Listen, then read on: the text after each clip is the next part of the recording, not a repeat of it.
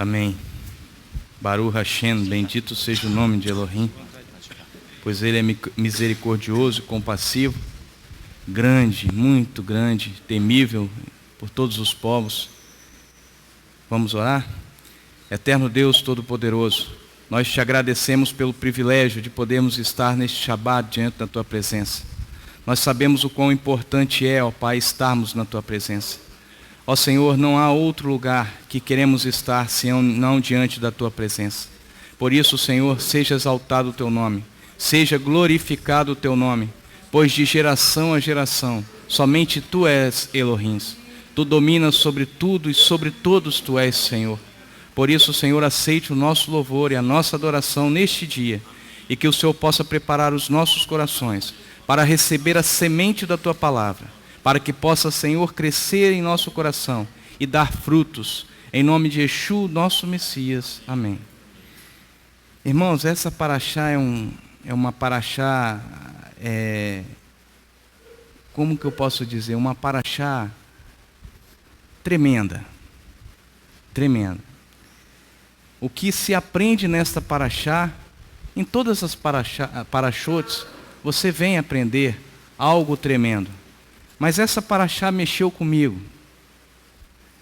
abalou as minhas estruturas, e eu creio que vai abalar a estrutura de cada um de vocês. Eu gostaria que os irmãos abrissem comigo em Números 8,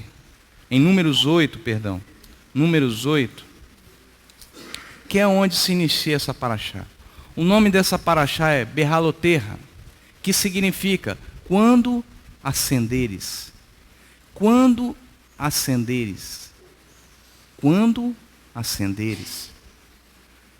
Versículo 2 diz assim: fala a Arão e dize-lhes: quando acenderes as 7 lâmpadas, deverão iluminar a área em frente do candelabro da menorá.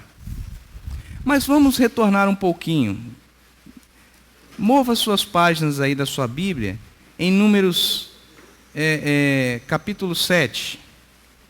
Em Números capítulo 7 vem tratar aqui da oferta para o tabernáculo. Oferta para o tabernáculo. Em Números, depois da oferta de tabernáculos, em Números 8, Elohim já vem falando sobre acender as lâmpadas da menorá. Por quê? Que acender as lâmpadas da menorá vem antes da consagração dos levitas. Por que acender as lâmpadas da menorá tem uma importância tão grande para mim e para você, antes até mesmo da consagração dos levitas? Nós vamos aprender isso hoje. Ao iniciar essa paraxá, Elohim vem falando: quando você acender as lâmpadas, as 7 lâmpadas, na minha versão, uma versão mais próxima do original, diz assim: quando você acender as lâmpadas, as 7 lâmpadas devem projetar a luz para frente. A luz deve ser projetada para frente. Mas vamos compreender melhor isso com o que diz Salomão em Provérbios 6:23. 6:23. Creio que os irmãos estão dispostos a movimentar a sua Bíblia bastante nesse dia, né? Porque vai ser necessário. 6:23. Diz assim: porque estes mandamentos são, e a Torá é. Amém? Vamos ler de novo? Porque estes mandamentos. Uma versão mais próxima do original, irmãos. A versão, ela se confunde um pouco. Mas numa versão mais próxima do original diz assim: pois o mandamento é lâmpada, a Torá é luz, e as advertências do Eterno são disciplina e caminhos para a vida. Então, vamos memorizar isso. Mantenha a sua Bíblia em Provérbios e vai lá em Números. Volta lá em Números 8. Olha que maravilhoso é a palavra do Eterno. nós vamos compreender melhor este versículo em suas entrelinhas. Olha o que diz: falarão e diz-lhes, quando acenderes as lâmpadas. Quem é a lâmpada? O mandamento. Quem é a luz? Torá. Vocês estão entendendo, irmãos? Não esteja inerte, fale comigo. A luz é a Torá. Então vamos ler o versículo novamente. Quando acenderes o mandamento, deverão iluminar a área em frente do candelabro. Um versículo mais próximo do original diz: quando você acender a lâmpada, a luz será projetada para frente. Quando você cumprir os mandamentos, a Torá iluminará o seu caminho. É isso que diz. Então por que as lâmpadas da menorá têm que ser acendidas antes da consagração dos levitas? Porque você tem que se atentar para o cumprimento da Torá, para o cumprimento dos mandamentos, que são lâmpadas para mim e para você. Porque a Torá iluminará o seu caminho. É isso que diz a palavra. No entanto, irmãos, não é isso que visualizamos na conduta do povo de Israel na sequência. Na sequência, no capítulo 11, nós nos deparamos aí com murmurações, com grandes murmurações. O povo não estava satisfeito com o que Deus tinha feito. O povo não estava satisfeito com a libertação. O povo não estava satisfeito com o maná. O povo não estava satisfeito com a travessia do Mar Vermelho. O povo não estava satisfeito. Então nós visualizamos aqui, no versículo 1 do capítulo 11, diz assim: ora, o povo queixou-se de sua sorte aos ouvidos do Eterno. Queixou-se de sua sorte. Era uma queixa infundada, era uma queixa generalizada. Não se estava tratando aqui ainda do maná. Ainda. Aqui no versículo 1, não. Aqui no versículo 1 era uma queixa generalizada. Continuando. Ouvindo o Eterno, a sua ira se acendeu, e o fogo do Eterno ardeu entre eles, consumindo as extremidades do acampamento. Morreu alguém nesse versículo 1? Morreu? Alguém morreu? Não. O fogo consumiu o arredor do arraial. Ainda não morreu ninguém. Vamos continuar. Não é o que veremos nos versículos subsequentes. No versículo 2 diz assim: quando o povo clamou a Moisés, ele orou ao Eterno e o fogo se apagou. Então ali a ira de Adonai se fez cessar, pela oração e intercessão de Moisés. Lá no versículo, deixa eu ver aqui, versículo 4. Eu não sei como é que está na sua versão. Na minha está populacho. Tá, versículo 4 diz assim: o populacho que estava no meio deles, o populacho que estava no meio deles, veio a ter grande desejo de outro alimento. Números 11, versículo 4. Não, nós estamos no 11 já, Carmen. Já tem um tempinho que nós estamos no 11. Veio a sentir o desejo de outro alimento. E os filhos de Israel, olha, irmãos, entenda este versículo. Primeiro, o populacho sentiu grande desejo. Quem é esse populacho? O que significa esse populacho? Vamos ver.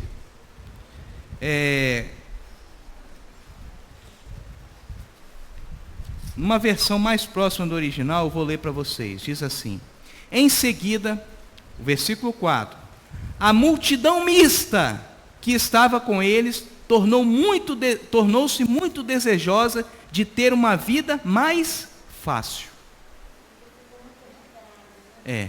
Mas o que eu quero que vocês entendam, quem é esse populacho? Quem é esse populacho? Na saída do Egito, nós vamos ver lá em Êxodo.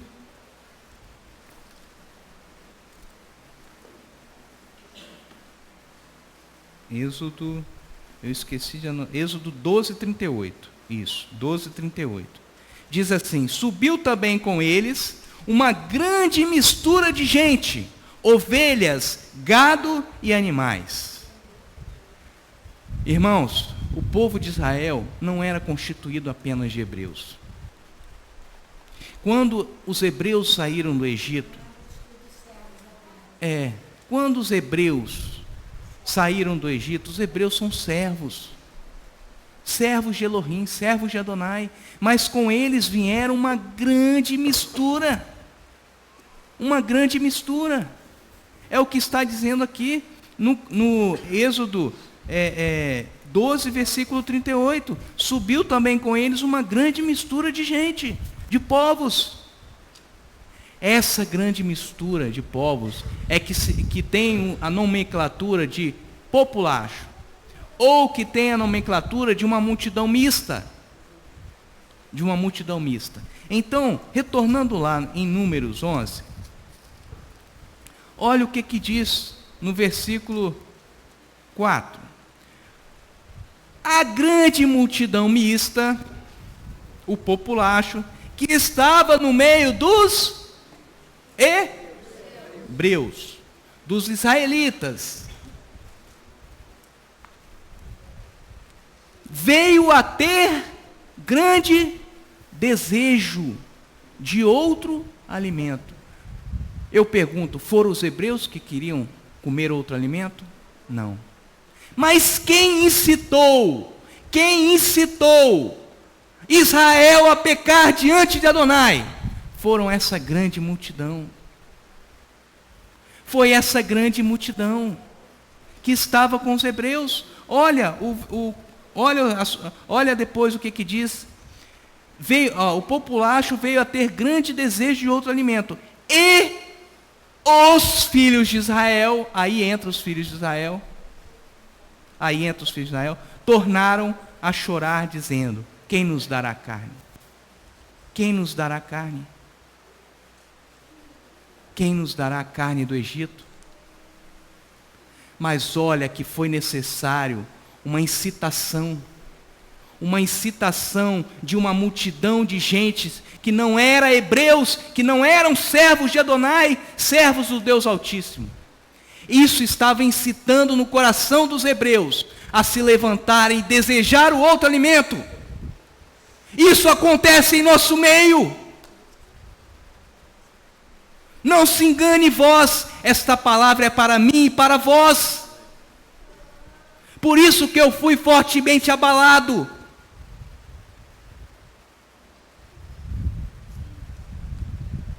Agora vem o mais trágico de tudo. Multidão mista no hebraico, vem o nome Rav Erev. Rav Erev, gravem isso. Rav Erev. No texto de Êxodo 12, tem-se aplicado esse termo, Rav Erev, que significa multidão mista.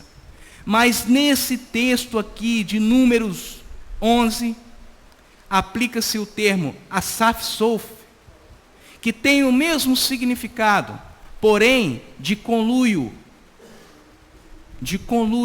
ou seja, conluio de estrangeiros. Dentro do povo de Israel, marchando com o povo de Israel, estavam os Erev Rav, ou Rav Erev.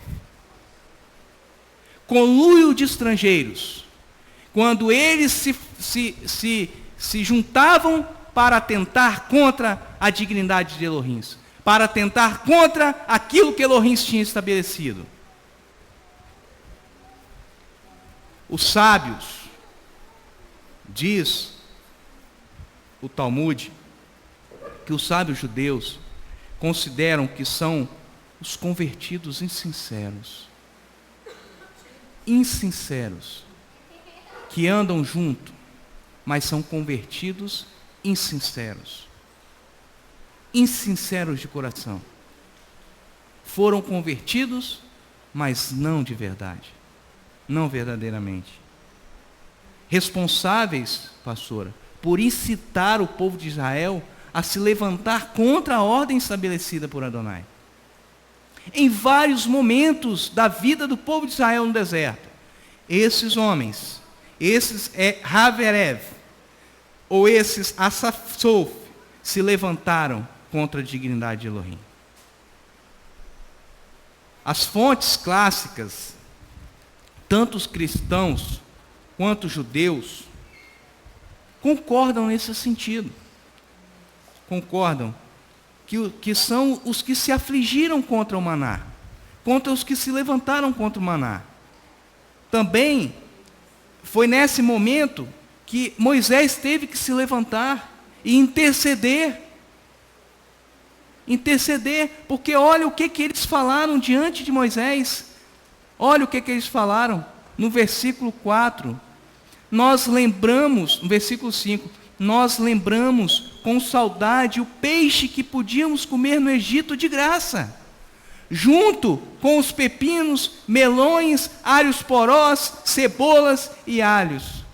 Mas agora nossas almas estão secas, com nada a não ser maná diante dos nossos olhos. Eles estavam desfazendo do maná, rejeitando a comida que Elohim tinha dado, incitando o povo de Israel contra Moisés, contra Elohim. Aí Moisés tem que orar.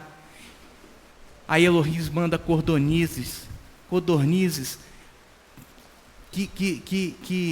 que vinham sobre o chão, mas de uma grande extensão de terra, para alimentar 600.000 homens. Aí quando eles vão lá e pegam as codornizes para comer, ainda nos dentes, Elohim vai e aplaca a sua ira e mata todos eles.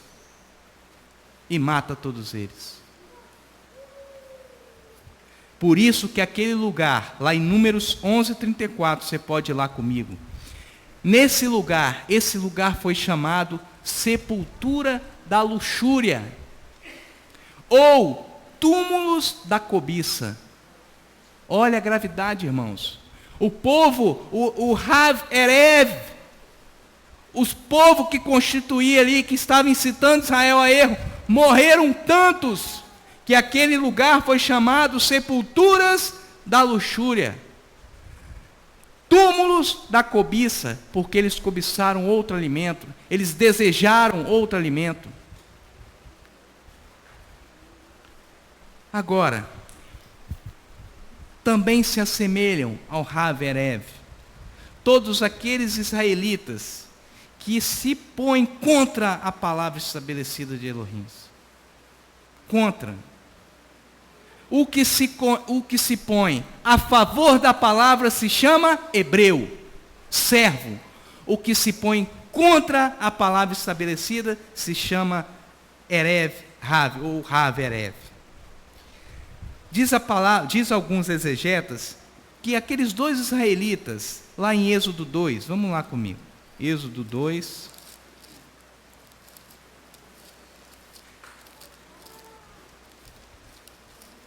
lê para mim, Leomar, Êxodo 2, versículo 13 a 14.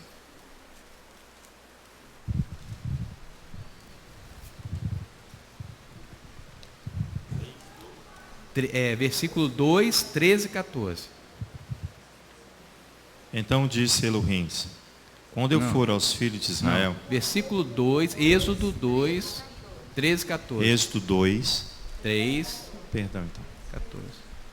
Tornou a sair no dia seguinte e viu dois hebreus que contendiam. Perguntou ao culpado: por que feres ao teu próximo? O homem respondeu: que te pôs por príncipe e juiz sobre nós? Pensas matar-me como mataste o egípcio? Então temeu Moisés e disse: certamente esse negócio foi descoberto. Olha só que interessante. Os exegetas dizem que o Haverev que esses homens aqui que falaram com Moisés, esses dois aqui, se assemelham às características do Rav Harev. Por quê? Mas olha só que eles eram hebreus. Eles eram hebreus. Olha o que diz a palavra. Tornou a sair no dia seguinte, viu 2 hebreus que contendiam. Eram hebreus, mas estavam em contendas. Então eles estavam se assemelhando ao Rav Erev. Aí Moisés foi a eles e eles falou: acaso és tu juiz sobre nós? Rejeitaram a Moisés. O arquétipo. O que é arquétipo? Arquétipo é uma comparação, um olhar comparativo. Isso é arquétipo. O arquétipo do Rav Erev indica também que Datã e Abirão, aquele procedimento de Datã e Abirão se assemelhava também ao Rav Erev, porque eram procedimentos contrários àquilo que Elohim tinha estabelecido. Vocês estão conseguindo entender isso, irmãos? Então, porque há no meio de nós vários Rav Erev, não é verdade? Que tem se juntado, que tem feito conluio para se levantar contra uma ordem estabelecida de Elohim. Misericórdia, Eterno, misericórdia de nós, de todos nós. Porque o que se tem como característica do Rav Harev é a calúnia, é a difamação, é o sediar, é o excitar, é o provocar revolta. A todo momento esses aproveitaram a oportunidade para criar dificuldade a Moisés, criar dificuldade àquele que estava como autoridade diante do povo. É triste, irmãos, que isso também tem em nosso meio. Também se assemelha o Rav Erev, todo aquele que tem uma conduta reprovável. Aqueles que, quando estavam saindo do Egito, Faraó começou a persegui-los pelo deserto, até chegar ao mar. Quando Faraó estava perseguindo, houve aqueles que se levantaram contra Moisés e falaram: por que nos trouxestes para morrer aqui? Porque o mar estava à frente deles. Eles não criam de que Elohim tirou e Elohim pode fazer qualquer coisa para livrar e libertar. Eles não estavam crendo. Eram características de Rav Erev. Não basta apenas crermos, irmãos. Não basta apenas termos consciência de que Elohim reina. Há um plus necessário para mim e para você, para recebermos galardão. Eu não estou tratando de salvação. Não estamos falando aqui de salvação. Mas estamos falando aqui que há um algo a mais, para que eu e você venhamos fazer, para que possamos alcançar galardão. Para que possamos alcançar a galardão. Existe um termo jurídico na Constituição Federal que diz assim: todos são iguais perante a lei, sem distinção de sexo, nacionalidade e outros lá que eu não estou lembrando agora. Religião, isso. Todos são iguais perante a lei. Entretanto, nós visualizamos que nem todos alcançarão galardão. Serão salvos como que pelo fogo, mas não alcançarão galardão. E o que acontece, irmãos? Há também no meio jurídico uma explicação para isso. Todos são iguais perante a lei, mas naquilo que você é igual. Vocês entenderam? Não. Vou explicar melhor. Entre eu e um deficiente físico, quem tem mais direito? Não. Entre eu e o cadeirante de rodas, quem tem mais direito? O cadeirante. Mas nós não somos iguais? Nós não somos iguais? Nós temos o mesmo tratamento naquilo que somos iguais. Na minha diferença, não. Vocês conseguiram entender agora? Esse é o galardão, meu irmão. Você é igual diante de Elohim a mim? É. Mas há uma diferença entre nós. E essa diferença aí é a diferença que vai importar entre você receber ou não receber o galardão. Naquilo que eu e você somos iguais diante de Elohim, o tratamento será o mesmo. Naquilo que formos diferentes, o tratamento vai ser desigual. Quem tem mais, só um minutinho, quem tem mais responsabilidade? Moisés que estava conduzindo o povo ou o povo? Mas ele era homem como qualquer outro. Sujeito às mesmas concupiscências e às mesmas paixões. Vocês conseguiram entender isso? Pode falar, minha irmã.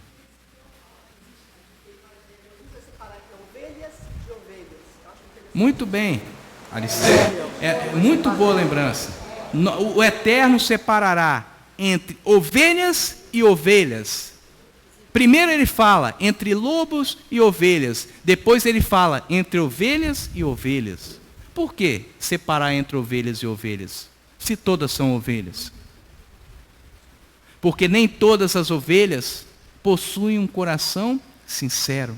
Um coração convertido diante de Adonai. Aí quando Moisés estava ali orando ao Eterno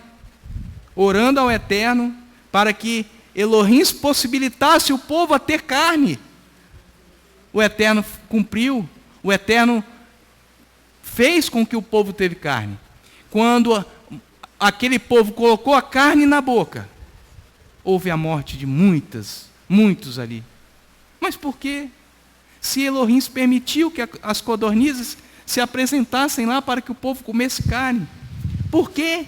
Ele deseja a morte? Não. Porque eles não comeram apenas, eles desejaram. Há uma diferença, irmãos, entre você comer desordenado. Há uma diferença entre você comer para se alimentar. Há uma diferença de você comer e desejar. Amém. Desordenado. Esse exemplo que Alistair deu foi perfeito. Foi perfeito. Porque na Ezequiel capítulo 34, verso 20, ele fala. Lê para nós. Elohim lhes diz, eu mesmo. 34, verso 20. 34, Ezequiel 34, 20. Verso 20 diz, por isso é 20 e 21. Isso. Ele diz assim, por isso o Eterno Elohim assim lhes diz, eu mesmo julgarei entre ovelhas gordas e ovelhas magras. Ambas são ovelhas, mas há diferença. Uma Amém. comeu desordenadamente e a outra não. Amém. Se alimentou do alimento simples que Elohim deu. Amém, Leomar. Baruch Hashem, que é a palavra do Eterno não me deixa mentir. Ao 21 diz, visto que com o lado e com o ombro dais empurrões, e com os vossos chifres escorneais todas as fracas, até que as espalhais para fora. Olha aí, escorneais as fracas. As fracas. É isso que o homem considerado Rav Erev faz. É isso, a característica do Rav Erev, do povo misturado, daquele que tem um coração dúbio, que é misturado, pratica. Escorneia as outras ovelhas. Se levanta contra aquilo estabelecido. Versículo 17. É isso aí. Quanto a vós, ovelhas minhas, assim diz o Eterno Elohim, eu julgarei entre ovelhas e ovelhas, entre carneiros e bodes. É um julgamento aí. É um julgamento. Muito bem, Léo. É um julgamento. Mas quando nós falamos em justiça, irmãos, nós não temos consciência do que é justo. O que é justo para mim pode não ser justo para a pastora, para o Léo, para o Francisco, para a Luciana. O que é justo para mim pode não ser justo para vocês. Nós estamos falando aqui da justiça divina. Essa não temos questionamento. Não temos como falar, Deus é injusto. Não temos. Quando nós falamos de justiça, e oramos por justiça, e oramos pelos juízos estabelecidos de Elohim, nós estamos orando para que Elohim estabeleça a tua justiça. A justiça que vem do alto, não a nossa humana, carnal e déficit. Pois a palavra diz que todos os meus atos de justiça são como os trapos de imundícia. São como trapos de menstruação, a palavra diz assim. Algo que tem que ser descartado. O que significa justiça, irmãos? Vamos no dicionário e vamos ver o que significa justiça. Termo abstrato que significa aplicar o direito ou fazer conhecida a norma. Isso é o dicionário que está falando, não sou eu, é o dicionário. Nem sempre a justiça importa na aplicação de uma sanção ou uma pena, mas também declara um direito. Ou seja, nem sempre, quando você fala de justiça, você está querendo dizer, vamos aplicar uma pena, vamos aplicar uma sanção. Não, quando se fala de justiça, irmãos, se fala assim, vamos fazer conhecido o direito. Vamos fazer conhecida a norma. Ou o mandamento. Vamos trazer isso para dentro da Torá. Vamos trazer isso dentro da Torá. Dentro dessa porção, nós visualizamos 2 momentos em que a justiça de Deus foi estabelecida. Vá comigo lá em Números, capítulo 11, versículo 31 e 34. Aqui no capítulo 11, a murmuração do povo para comer outra carne, né? Versículo 31 a 34, diz assim. Não, lê para mim, Francisco, lê para mim aí. Lê aí, Leomar, para mim. Números 11, 31 a 34. Verso 31. Então soprou um vento mandado pelo Eterno, o qual trouxe cordonizes do lado do mar, e as espalhou numa extensão de quase um dia de marcha, de um lado e do outro do acampamento. Ao seu redor, cerca de 2 côvados sobre a terra. Verso 32. Então o povo se levantou todo aquele dia, toda aquela noite e todo o dia seguinte para colher cordonizes. O que menos tinha colhera 10 homens. Então as estenderam para si ao redor do arraial. Quando a carne estava entre os seus dentes, antes que fosse mastigada, acendeu-se a ira do Eterno contra o povo, e o feriu com uma praga muito grande, pelo que se chamou aquele lugar Quibrotava, porque ali foi sepultado o povo que desejou outro alimento. De Quibrotava o povo partiu para Azerote, onde se acamparam. Porque se chamou aquele lugar Quibrotava, lugar do sepultamento da luxúria, porque ali foi sepultado o povo que desejou outro alimento. Que justiça nós visualizamos ali? Aqui, nesse texto. Nós visualizamos uma aplicação de sanção, de uma pena. Não é isso, irmãos? Ou não é? Nós visualizamos a aplicação de uma pena. Certo? Então, este é um princípio basilar da justiça. 1, aplicação de pena. 2, fazer conhecido um direito. Vamos no capítulo 12. No capítulo 12, versículos 5 a 8, ali fala da sedição de Miriam. Vamos lá ver isso. 5 a 8, Léo. Então o Eterno desceu numa coluna de nuvens, pôs à entrada da tenda e chamou Arão e Miriam. Quando ambos se apresentaram, ele disse: ouvi agora as minhas palavras. Ambos se apresentaram. O que ele disse? Ouvi agora as minhas palavras. Farei saber o meu direito. Amém. Agora ele vai fazer conhecer o direito. O direito. Né? Se entre vós há profeta, eu, o Eterno, em visão, a ele me farei conhecer, ou em sonhos falarei com ele. Não é assim com meu servo Moisés, que é fiel em toda a minha casa. Boca a boca falo com ele, às claras, e não por figuras. Ele contempla a semelhança do Eterno. Por quê? Pois não temeste falar contra o meu servo Moisés. Por que, pois, não temeste falar contra o meu servo Moisés? Aqui ele declarou o direito para Arão e Miriam. Ele declarou o erro dos dois. olha, se há profeta na terra, em sonho e visões falarei com ele. Mas Moisés não é assim. Moisés eu falo face a face. Ele declarou ali um direito a Arão e Miriam. Houve pena de morte? Não. Houve? Não houve? Tem certeza? Não houve pena de morte. Miriam ficou 7 dias leprosa, mas não houve pena de morte. Então você vê depois que Moisés intercedeu por ela. O advogado ali foi Moisés, né? Então você vê as duas faces da justiça. Uma na aplicação da pena, em que matou grande parte do povo que estava comendo codornizes, e você vê na outra justiça de Elohim fazendo o quê? Ditando o direito, declarando o direito, fazer conhecido no reino material o direito que se estabelece no reino espiritual. É isso que Moisés estava falando. É sério, irmãos, é sério. Por isso que todas as vezes, talvez você não entenda isso, mas todas as vezes que estamos aqui orando para que Elohim estabeleça juízo, para que Elohim traga a sua justiça, a sua disciplina sobre nós, nós não estamos orando para que Elohim venha nos matar.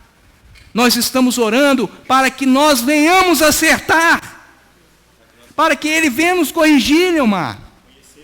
Conhecer o direito dEle.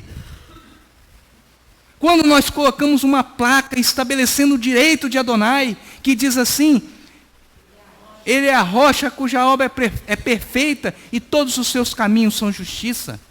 Nós estamos estabelecendo o quê? Fazendo conhecer o direito.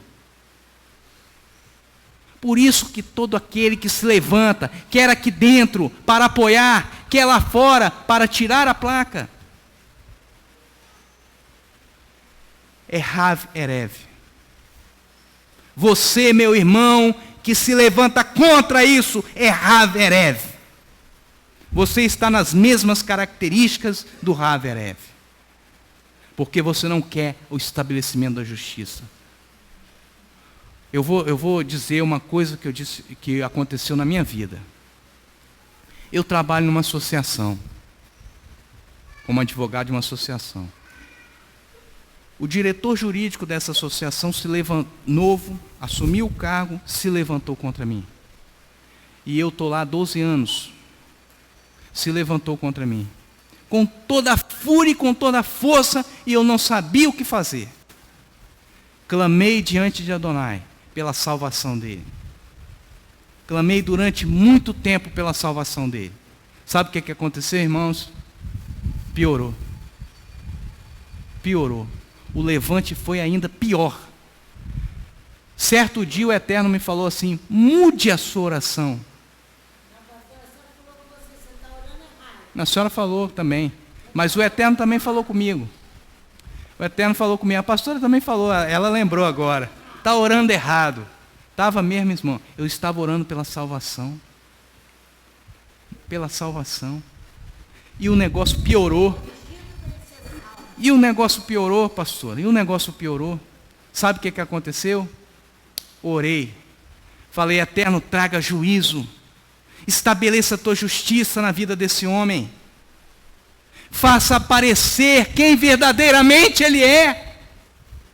Sabe o que aconteceu? Dias depois, o pai dele veio a ter câncer. Não é pela minha oração não, meus irmãos, que eu não sou ninguém não. Não é porque eu orei o Eterno vai atender não, é porque o Eterno é justo. É justo. Aí apareceu o pai com câncer. Aí ele começou a ficar preocupado, tal, mas não parou de querer fazer com que os outros diretores apoiassem a ideia dele de me tirar da associação. Sem ter motivo nenhum. Porque eu nunca roubei, nunca fui desleal para com eles, nunca. Não teve motivo, não teve motivação. Aí, continuei orando.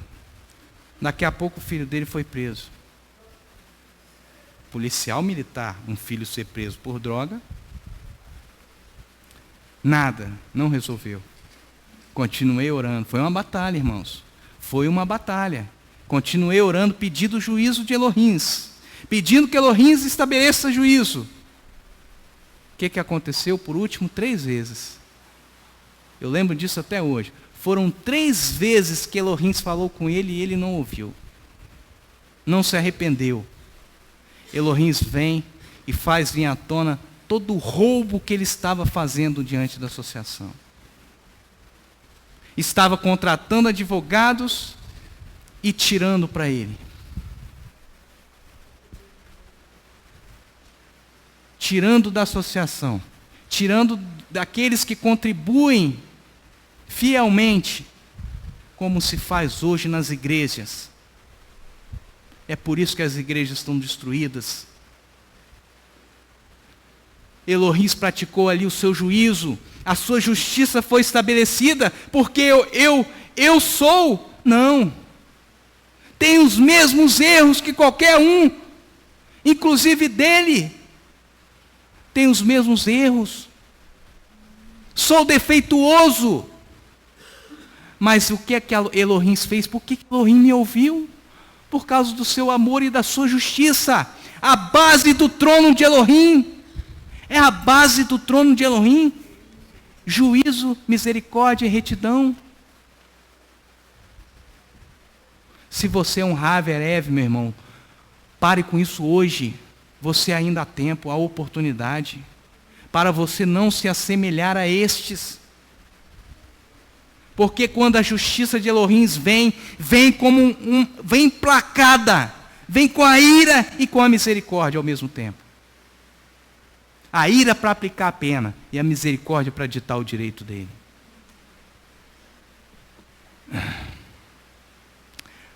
Diz ainda os exegetas que avesso a este entendimento estão o Rav Erev, ou seja, aqueles que se juntam para disseminar uma rebelião contra uma ordem de Adonai. Contra uma ordem de Adonai. Não sejamos nós participantes disso. Para dar apoio ao ímpio.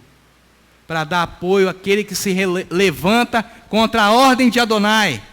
Contra aquilo que está estabelecido para a salvação. Para a redenção da sociedade. Que os ouvidos sejam abertos. Para que as pessoas possam ouvir. Que só Elohim reina. Que só Elohim governa sobre os homens. E serem salvos. Por isso a Haftará, Léo, dessa porção, evidencia isso. Em Zacarias 2, vamos lá. Zacarias 2, que faz parte da Haftará.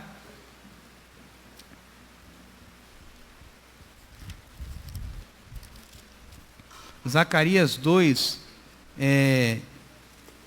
mais especificamente na 4ª visão, no capítulo 3, que vai de 2 a 4. No capítulo 3, diz assim, versículo 3, ora, Josué, vestidos de trajes sujos, estava diante do anjo. Então, falando este, ordenou aos que estavam diante dele, tirai esses trajes sujos. E Josué disse, vê, tenho feito com que passe de ti a tua iniquidade. E te vestirei de trajes limpos, finos. Então eu disse, ponha-lhe um turbante limpo na cabeça, o turbante sacerdotal que dizia santidade ao Eterno. Ponha esse turbante na sua cabeça. Livra-se do traje sujo, do traje que veste o Rav Erev. Livra-se. Fala, pastor.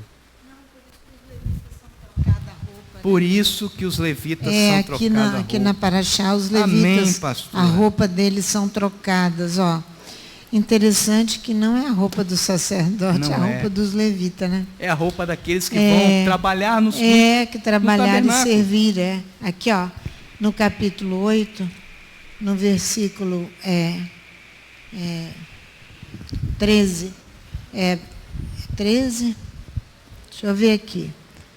Acho que colocar os levitas em vergonhoso com... Não. Aonde que troca a roupa deles? É no 7. Assim procederás para os purificar, é isso aí. Porque a roupa dos levitas era uma roupa comum, a do sacerdote era uma roupa mais especial. É uma roupa que pertence dos ministrantes corranins, pertence ao tabernáculo, ao santuário. A dos levitas não, eram roupas comuns. Essas roupas terão que ser trocadas. Assim procederás para os purificar.